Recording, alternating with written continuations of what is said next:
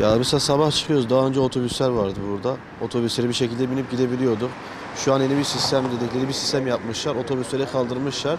Sadece hatlar var, otobüs hatları var. Ama belediye otobüsüne sorduğumuz zaman hani niye böyle sıkıntılar oluyor?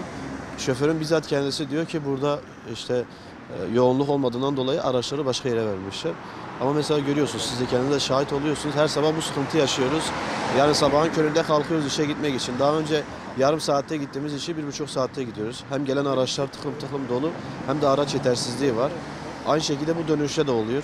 Yani işten çıktığımız zaman da yaklaşık 1 saat, 1,5 saat otobüs bekliyoruz. Gelişte de hem trafik derken akşam saat 10'u buluyor eve gelmemiz.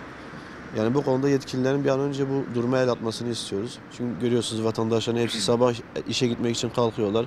Birçoğu da işe geç kalıyorlar.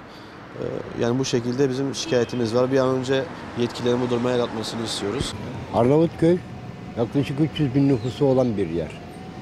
Ve bu 300 bin nüfusu olan yerde işte görüyorsunuz. Saatte bir araba geliyor bizim olan şeye. Saatte bir sefer araba geliyor. O da 300 bin nüfuslu yerde trafiğe yakalanıyor. Böyle bir yerde bu izdiham olmaması gereken bir şey. Şu otobüslere tıklım tıklım. Ve gelen otobüsleri de görüyorsunuz full dolu.